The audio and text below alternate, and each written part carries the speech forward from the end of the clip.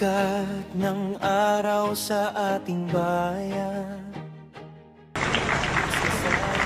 Sa araw na ito, ginugunita natin ang ika-128 anibersaryo ng Proklamasyon ng Kalayaan ng Pilipinas.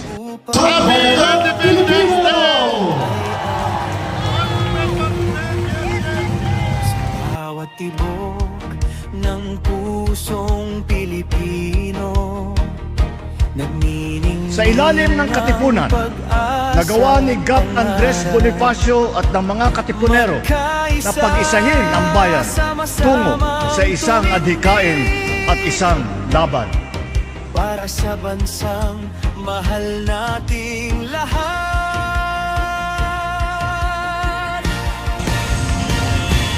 Kalayaan aming awitan ng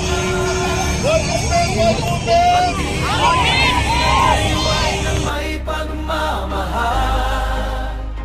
Ang ating kasaysayan ay nagturo sa atin na sa pagkakaisa lamang makakamit ang kasarililan. Na ang tunay na mga pinuno ay yaong nagsasakripisyo ng sariling interes para sa ikabubuti ng bayan. Na ang kalayaan ay dapat na inaalagaan.